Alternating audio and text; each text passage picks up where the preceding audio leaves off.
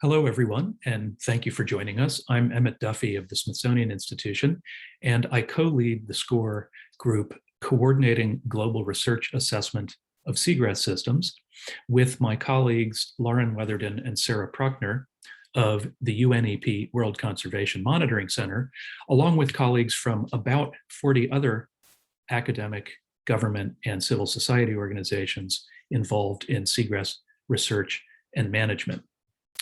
The vision of our group is to produce together a rigorous, dynamic picture of global seagrass status and trends, and to foster a global community of practice that stewards it for the public good.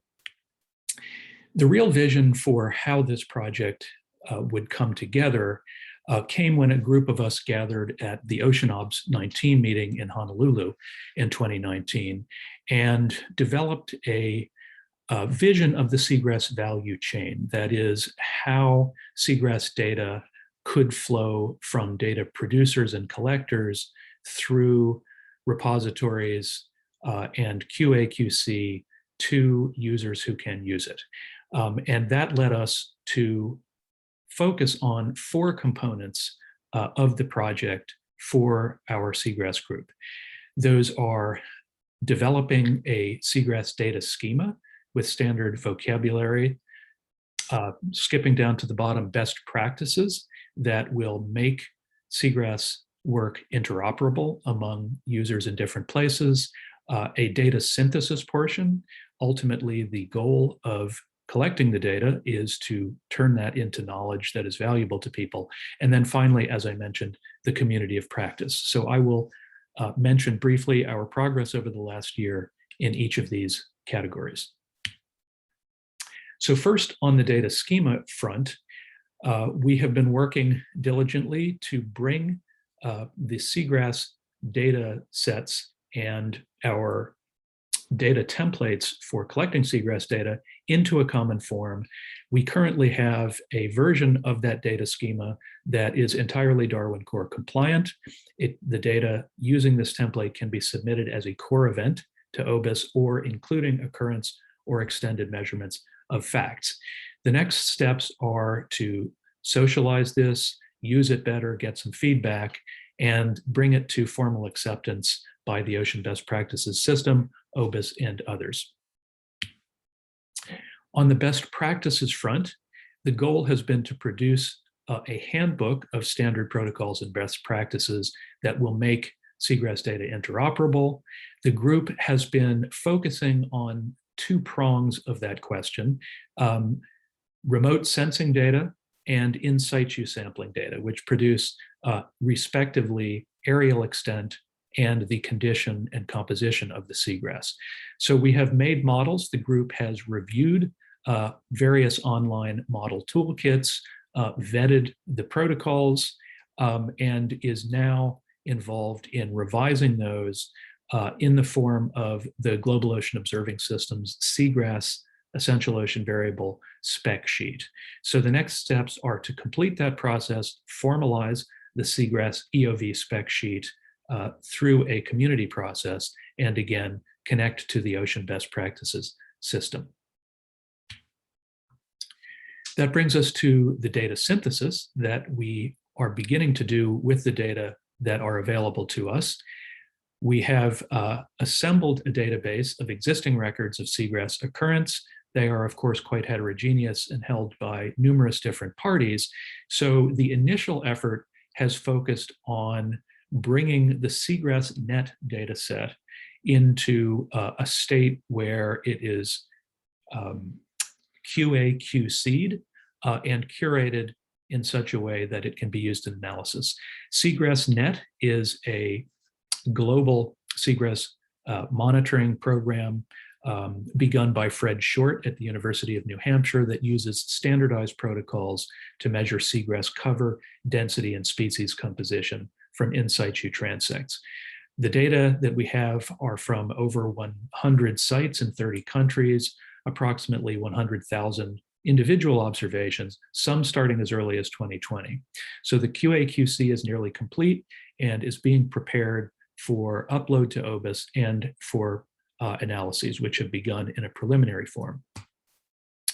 One of those forms of analysis has been looking specifically at ways to harmonize remote and in situ approaches to measuring seagrass extent and condition. For that purpose, we're grateful to Jim Forkerin of Florida International University, who has recruited a postdoctoral scholar, Dr. Johannes Krause, who is leading this work with the goal of testing whether time series trends of seagrass cover visible in remotely sensed data are also following the same kinds of trends that we see in situ data at the same place. So the team has identified 6 areas where both types of data are available for a period of 5 or more years. And that analysis is ongoing. The figure at the bottom just shows one of the examples from the Chesapeake Bay. With the data that we have so far, the results are somewhat mixed. Sometimes the in situ cover data are leading trends that are later seen in the aerially or remotely sensed extent data, sometimes vice versa. So that is moving towards the next steps of running those kinds of analyses for all of the data sets that are available and identifying more if possible. Finally, the community of practice has been working actively to support implementation of the interoperable practices and data schema that we have used before, but more importantly, to link together the numerous seagrass researchers and networks of networks that already exist around the world to interact with one another, learn from one another, and make the data stronger. So we've been linking and facilitating partners. We have a community of practice group within Seagrass that is global and have connected especially to the Goose Biology and Ecosystems panel, with whom we're working on organizing a revised spec sheet. So part of the work of the community of practice has been to build longevity of the work that we are doing in this group by making connections with other organizations that can take it forward. And in terms of specific products, developing an online source book. So to begin that process, we have developed a community questionnaire, or a set of questionnaires that are intended to provide a census of sorts of the data providers and users in the global seagrass community, and to link them together, identifying the key interests, needs for the data, and uses that stakeholders have, so that we can be most efficient in our activities, and to develop strategies to better serve the global seagrass community, including through the online source book. So those questionnaires are still in the late stages of development, but we hope will go out soon. And finally, on the community of practice front, I am happy to say that we have been working with the World Seagrass Association, who has agreed to adopt the 4 themes or pillars of our project as ongoing components of the WSA mission. They will host the online seagrass sourcebook that we're developing on their website, which is currently under revision.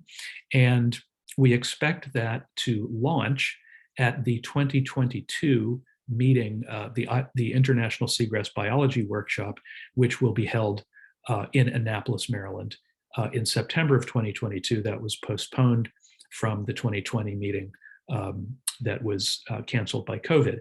And the hope is that the online source book will be updated on at least a biannual basis through workshops at those ISBW meetings. So this is the summary of the progress we've made over the last year. I won't read through all of these since I've already mentioned all of them, but the figure on the right shows how we are connecting the components that we've been working on into the draft value chain that we mentioned at the beginning. We have work to do and a ways to go on this, but it's beginning to come into view. And we are very keen to hear input from others working in Seagrass systems or that can share best practices from other SCORE working groups. So thank you very much for your attention, and we're happy to be in touch if you have questions. Thank you.